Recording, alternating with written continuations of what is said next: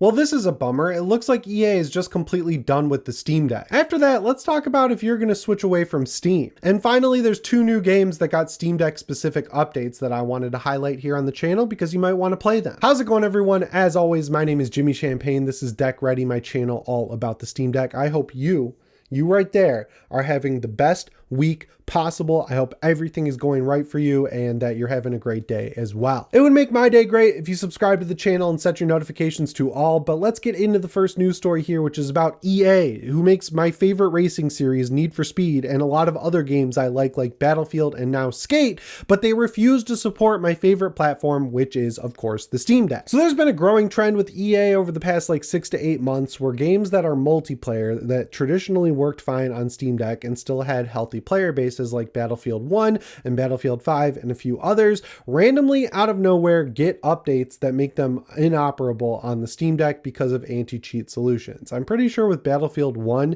you can still play the war stories or whatever in single player, but that game's so old that I think everyone who was going to play those was going to play it. The weird thing is, for some single player games like Dragon Age the Veilguard, not only do those games work just fine on the Steam Deck, but they've gone the extra mile and made it so if you buy those games on Steam, they call it Steam native in the sense that you don't need to install the EA app to play those games. So that was a huge step forward. I keep hitting my mic, I'm sorry. So that was a huge step forward, but then we get these 2 steps back situations where they break online support for the Steam Deck. And with Battlefield, it's yeah, you need this launch to go right. So limiting the platforms that it's playable on to PS5, Xbox Series X, and Steam, and maybe the Epic Game Store. I don't even know what's coming out in the Epic Game Store anymore. And that makes sense, right? You want to make sure the launch goes perfect because it's been 2 disasters in a row with Battlefield 5 and then Battlefield 2042. Hopefully it'll eventually get Steam Deck support down the line. But now it looks like things are kind of over when it comes to multiplayer and EA on the Steam Deck because a new game, Skate, just came out in early access and they specifically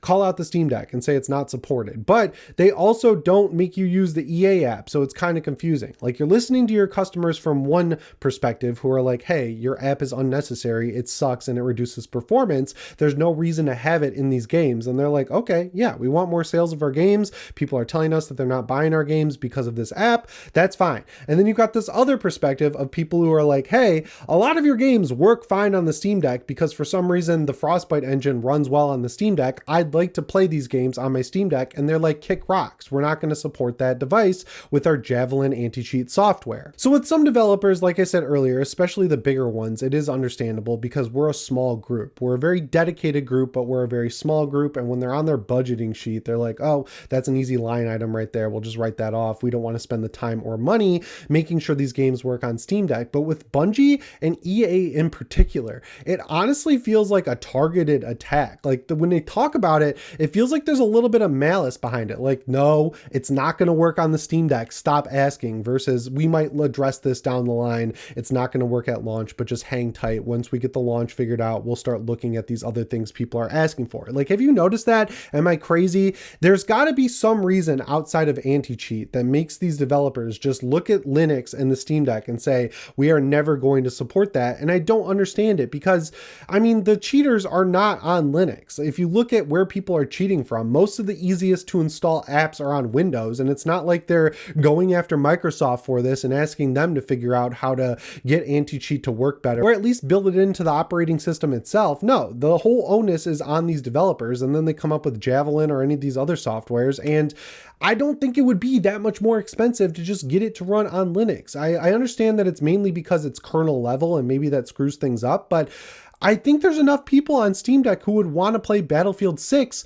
or Skate to where it would be worth supporting them. And it's not just those games like F1, games like Madden, NCAA football, when it does come to PC eventually, that's not going to work either. There's a lot of games that a lot of people would want to play on a handheld when they're watching TV or just sitting there on their couch or something. So cutting out a huge chunk of your audience through a sense of laziness on the one hand and weirdly it seems like malice on the other, I don't get it. So yeah, I've got a little bit of a platform here. I'm doing my best to bring it up and get awareness out there. But yeah, one of my most core memories when it comes to playing on handhelds is the PSP. My very first game was Tony Hawk's Underground 2 Remix. It was awesome. It had the full campaign from Tony Hawk's Underground 2, and then a full-on Tony Hawk Classic style campaign that, as far as I'm aware, was not in the PS2 and Xbox version of the game, and I'd love to relive that through the new Skate on Steam Deck, but EA is not letting me. You can on Windows though, which makes it a little bit more of a bummer, and that brings me to the second news story here, which is asking you if you're going to switch away from Steam and go to the Xbox app, because they've just launched an update for the Xbox app that not only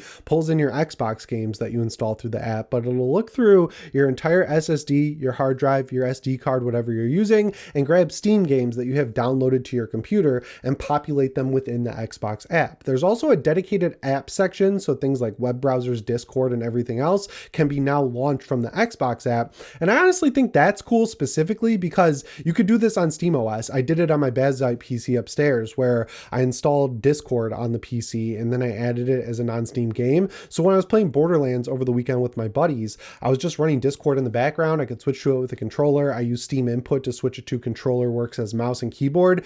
Excellent experience across the board. So to see Microsoft kind of do the same thing on Windows, where you can add Discord to this Xbox app, and then eventually on the Xbox ROG Ally and other Windows gaming devices, open these apps in the background when you're in gaming mode, that's awesome. It seems like it's doing it automatically too, which makes it entirely simple. And I wish Steam could kind of do the same thing, like scan your SSD and give you a checklist of apps that it found and then let you pick which ones get imported automatically with art. That would just be a cool step in the right direction if they need any suggestions. So if you have a Windows PC, the big barrier, of course, is that you still need Steam because you have to download the games in the first place. But once they're downloaded on your computer, as long as you have automatic update for every game turned on, you could effectively switch over to the Xbox app entirely and launch all of your games from that app, even though they're installed through Steam, the Epic Game Store, or anything else. And that's kind of an interesting move on Microsoft's part, and I'm honestly surprised it took them this long, because it's not really malicious in any way. And if you think about it from a top level, like console war, Steam versus Windows war aside,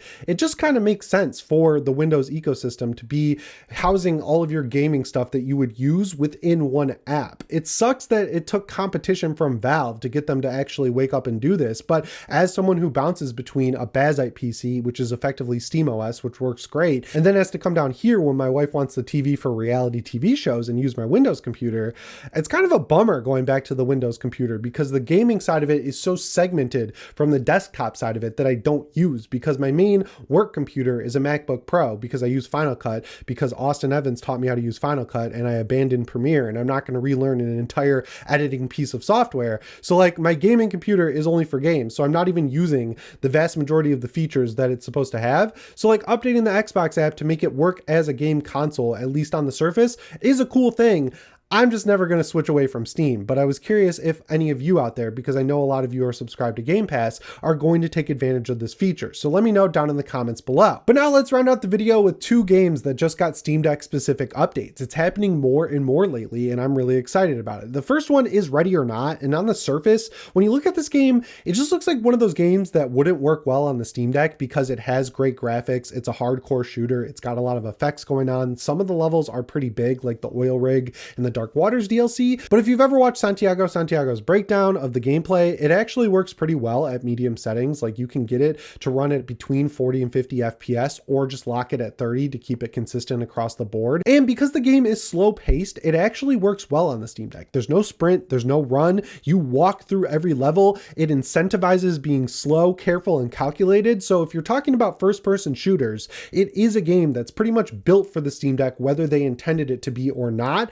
And the only weird thing was there was some weird UI stuff where the UI was too small. It was hard to navigate on deck. So it looks like they've went in and tweaked some things to make it easier to read and navigate through on the deck. But they also did nondescript performance improvements on the Steam Deck. I hope this is anything with reflection. So if you walk near a car that has a window that would reflect your character, you'll watch the frame rate tank in real time to around the 30s. And then the second you move the camera away from that car window, the frame rate shoots back up to exactly where it was.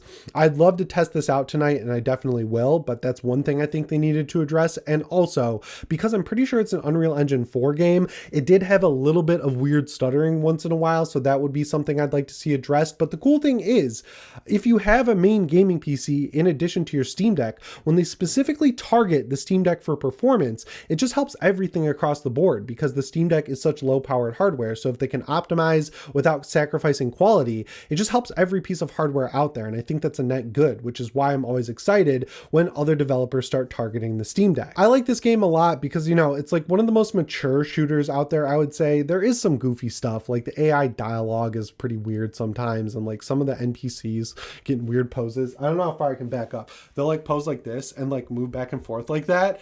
And then like they run at you and then you get punished if you use any weaponry on them, despite them having a knife and running at you. I'm just going to say it. There's a mod that doesn't dock points if you use your gun in this game.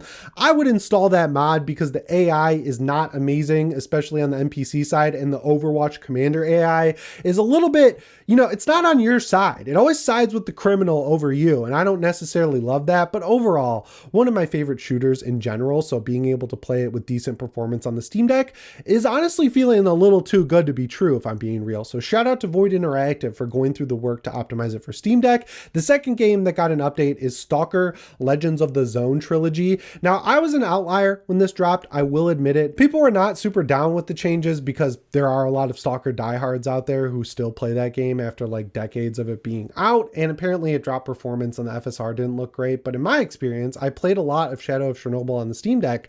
I thought it was a pretty solid upgrade, and I thought it was cool that unlike most developers, when they released the remaster, not only was it a free upgrade or a cheap one if you owned any of the 3 games, they didn't remove the original game. So you could leave all your mods like Anomaly, Gamma, Autumn Aurora in place, or Stalker Complete Edition for any of those games, and then you could play the remastered one on your Steam Deck in vanilla mode and have a pretty good time. A lot of people were criticizing it though, and it looks like they took the feedback to heart because it just got a specific Steam Deck update and it works for all 3 games. The UI is much easier to read, it performs a lot better. So yeah, I have a trip coming up. I will be downloading this and Ready or Not on my Steam Deck. I'm just excited about all these games getting Steam Deck improvements. And speaking of Stalker, Stalker 2 is getting its official release on November 15th. I know it came out last year, but they've been saving a lot of the bigger updates for the PS5 release, which leads me to believe it didn't sell very well on Xbox. So it could finally run decently on the Steam Deck. I'm not going to hold my breath because it is Unreal Engine 5, but